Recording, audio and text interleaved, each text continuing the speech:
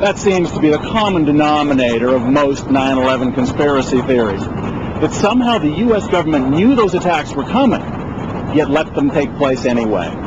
But there is one man who goes well beyond that, who because of it has become perhaps the most infamous conspiracy theorist of all. His name is Thierry Meyssan, and his book about 9/11, The Big Lie, was a bestseller in Europe. His website lays out a conspiracy theory that challenges the official story of the September 11th attack on the Pentagon.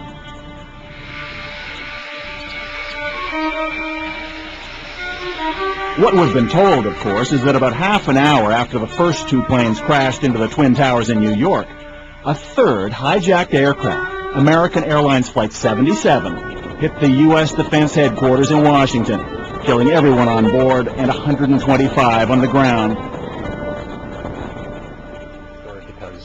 Thierry Meyssan isn't an engineer, but he says he took one look at the smoldering ruins and knew the official story was impossible. According to the official version, a big plane with 38 meters large and 12 meters high enter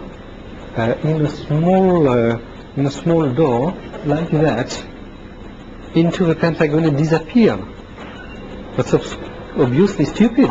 The attack was made with another method.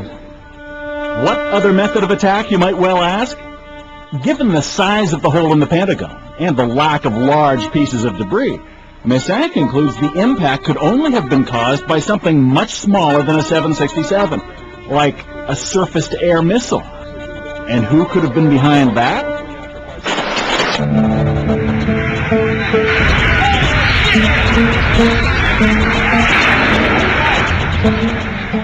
The same people responsible for the destruction of the World Trade Center, says Meyssan. President George W. Bush and U.S. officials. Are you saying you believe George Bush knew about this beforehand? What I think is that George Bush knew a very small part of the problem. But you know what? If he knew one part before, yes, you're saying he knows it all now. And you're saying... Yes, of course. So you're talking about mass murder. You're accusing him of being a heinous criminal. No.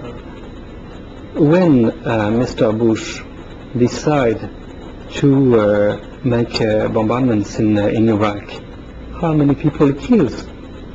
What is the difference? Well, there was a lot of general intelligence at the time about the possibility of a terrorist attack on American soil. Before we go any further, let's be perfectly clear about one thing. We have found no credible evidence that the U.S. government was involved in or had specific advanced knowledge of exactly what would happen on September the 11th. And let's face it, most conspiracy theories pretty much seem like a waste of time, either because they depend on questionable characters like Mike Vreeland or revolve around wild accusations like those of Thierry Meyssan. By the way, we've reviewed Meyssan's theories with aviation experts who tell us, in their opinion, the official stories of what happened at the Pentagon and World Trade Center are consistent with the known facts of both crash scenes. But there's something else to consider here. Because conspiracy theories, as implausible, even offensive as they may seem, are almost always based, at least in part, on legitimate questions. Questions that have remained unanswered since September 11th. You can find them on the internet too. And these days, it's not only those on the fringe who are asking. For example, it's difficult to understand why, in what is some of the most heavily defended airspace in the world, it took almost 30 minutes to scramble jet fighters to protect the U.S. Capitol. Too late to prevent American Flight 77 from slamming into the Pentagon. The military's explained that's simply how long it took for the order to be given. And you don't have to be a conspiracy theorist to wonder exactly what President George W. Bush knew about the attack, and when he knew it. According to the official White House version, it was at this moment in a Florida classroom that Bush learned the second plane had hit the World Trade Center and that the U.S. was under attack. But here's what George Bush himself said almost 3 months later when asked about September 11th.